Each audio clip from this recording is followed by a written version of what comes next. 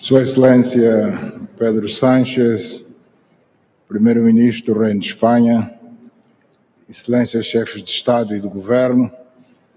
Sua Excelência António Guterres,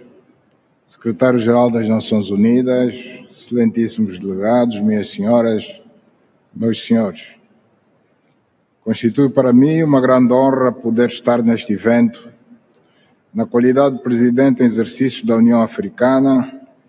em que estão presentes ilustres figuras dos Estados-membros das Nações Unidas e do Reino de Espanha,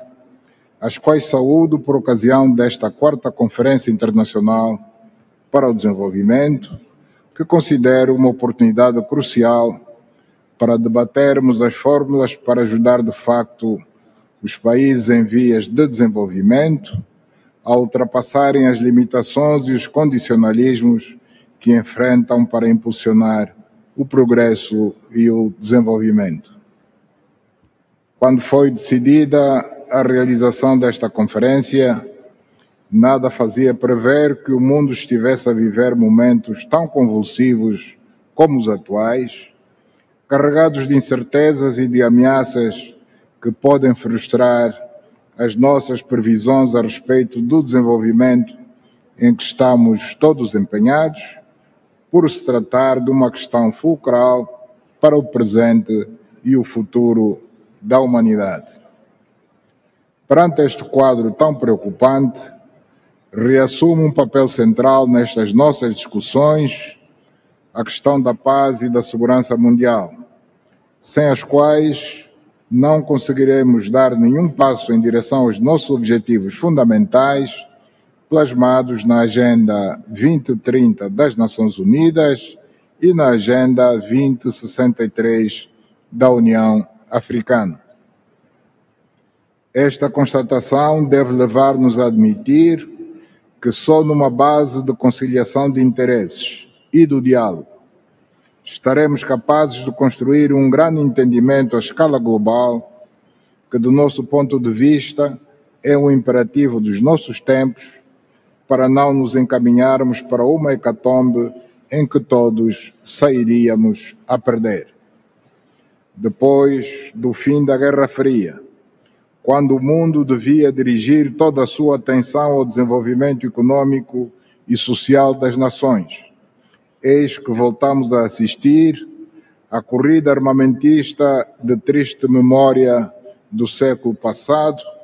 desviando avultados recursos financeiros e científicos que deviam estar ao serviço da educação, do ensino, da formação dos jovens, do saber e da investigação científica, virada para a nobre causa do desenvolvimento e do bem-estar dos povos de todo o mundo. Esta é a nossa sensibilidade, como dirigentes africanos seriamente preocupados com o rumo que o mundo está a seguir e que requer de todos nós uma postura de responsabilidade na abordagem e na busca de soluções para esta assustadora crise que o nosso planeta atravessa atualmente. Excelências, estamos aqui para falarmos do desenvolvimento dos fatores que concorrem para a materialização deste objetivo e, neste capítulo, esta 4ª Conferência representa uma oportunidade para darmos um impulso decisivo a iniciativas que nos levem a encontrar mecanismos mais ágeis e mais funcionais para a mobilização de recursos financeiros que nos permitam enfrentar os desafios recorrentes com os quais se deparam os países em desenvolvimento, como os choques climáticos, as flutuações dos preços das commodities, a erosão da confiança no sistema multilateral e, acima de tudo, o peso insustentável da dívida soberana que consome mais recursos do que os destinados à saúde e à educação em conjunto e limita drasticamente a nossa margem de manobra para financiar o nosso desenvolvimento. Esta situação constitui um obstáculo claro à realização dos objetivos de desenvolvimento sustentável da Agenda 2030 e ao cumprimento da Agenda 2063, que expressam o compromisso comum com a construção de um mundo mais justo, mais inclusivo e mais resiliente. É importante sublinhar que não haverá desenvolvimento no continente africano sem infraestruturas sólidas e funcionais, pois não podemos deixar de dizer que a capacidade exígua de produção e transportação de energia elétrica, a fraca rede de estradas e autoestradas a interligar nossos países, o baixo investimento em telecomunicações e tecnologias de informação e outras com magnitude equivalente com que nos debatemos, representam no seu conjunto fatores que entravam o crescimento econômico e o desenvolvimento por condicionarem gravemente o comércio e a indústria, a circulação de pessoas e bens, a agricultura e a criação de empregos. É em função do reconhecimento das realidades que mencionei antes, que a União Africana, na Cimeira de fevereiro deste ano, decidiu realizar uma grande conferência subordinada ao tema Infraestruturas como fator de desenvolvimento em África, a ter lugar em Angola em outubro do corrente ano. Ela tem o propósito de mostrar aos nossos parceiros internacionais o mapeamento já efetuado das nossas necessidades neste domínio de investimento público ou público-privado em infraestruturas, no sentido de os atrair e no de mobilizar recursos para a concretização desta grande ambição, que produzirá benefícios e vantagens consideráveis para todas as partes que se envolverem na sua realização. Os grandes investimentos em infraestruturas em África requerem um modelo de financiamento mais adequado e adaptado às condições econômicas dos países africanos, o que implicará uma refundação da arquitetura financeira atual que possa ter sempre em conta as prioridades de África, muitas vezes descuradas.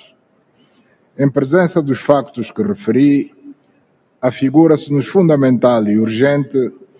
para que se faça jus às preocupações sobre o apoio ao desenvolvimento de África, que se vão repetindo ao nível dos vários fóruns em que se aborda este tema,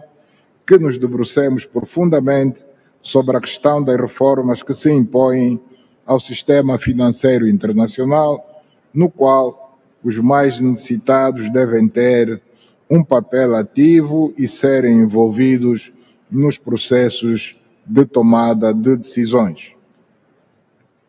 Só com estas condições asseguradas se conseguirá viabilizar os objetivos plasmados nas agendas de desenvolvimento mencionadas, de modo a evitar-se que os objetivos de desenvolvimento sustentável se tornem num mero enunciado de boas intenções.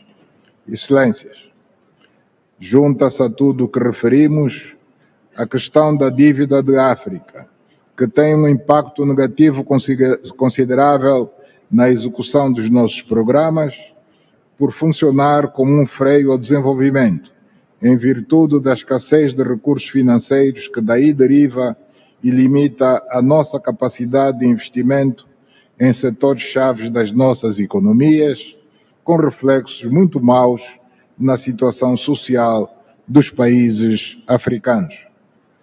Em razão desta problemática, consideramos bastante oportuna a declaração de Lomé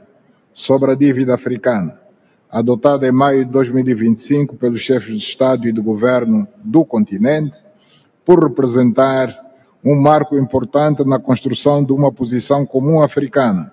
em cujo âmbito foram formuladas propostas concretas para enfrentar a crise da dívida,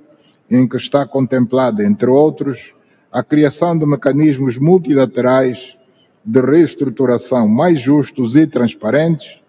cláusulas automáticas de suspensão do serviço da dívida em caso de choques externos e o incentivo ao uso de moeda local, por forma a reduzir a exposição ao risco cambial.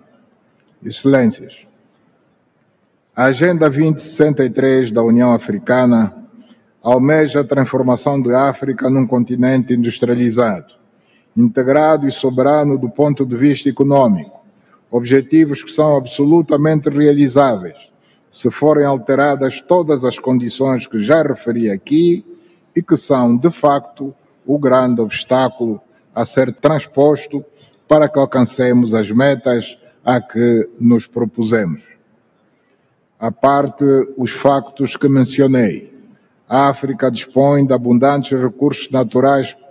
para dar o salto que está ao seu alcance e contribuir assim para o fortalecimento da economia global e a resolução das crises de vária ordem que o mundo enfrenta.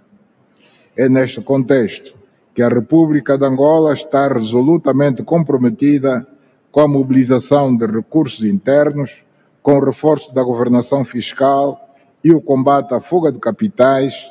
conferindo uma grande relevância à Convenção das Nações Unidas sobre a Tributação Internacional, cujas negociações têm registrado progressos encorajadores que devem prosseguir, pois trata-se de uma oportunidade histórica para corrigirmos os desequilíbrios do sistema fiscal global e garantirmos uma representação equitativa dos países em desenvolvimento nos processos de decisão fiscal internacional. Em paralelo, considero oportuno dizer que a África continua a deparar-se com o facto de ser uma das regiões mais vulneráveis, mas paradoxalmente das menos responsáveis pelas emissões de gás de efeito de estufa, o que deverá levar a que se olhe para o continente com a merecida atenção, proporcionando-se-lhe um aumento significativo do financiamento climático para o processo de adaptação e mitigação, apoio à transição energética justa e incentivos para a conversão da dívida em ações ambientais concretas, pois entendemos que a resiliência climática deve andar de mãos dadas com o alívio da dívida e com a construção de modelos econômicos sustentáveis. Excelências, minhas senhoras, meus senhores, a conferência que hoje decorre nesta bela cidade de Sevilha constitui um momento crucial para uma reflexão sobre os aspectos relativos ao desenvolvimento sustentável global e para a tomada de decisões que poderão impulsionar a concretização das ações constantes na Agenda 2063 da União Africana. A ideia de se conceber um novo modelo de financiamento baseado na justiça econômica e na inclusão torna esta conferência um marco importante na mudança de visão, na base da qual se poderá, a partir de agora, proporcionar à África os recursos e as condições necessárias para acelerar a sua transformação. Acredito que esta conferência tomará decisões e fará recomendações que permitirão aos países africanos terem um acesso mais simplificado aos investimentos sustentáveis e a operações financeiras que reduziriam os custos do endividamento e contribuiriam para o fortalecimento da influência na governação financeira global. Muito obrigado pela atenção dispensada.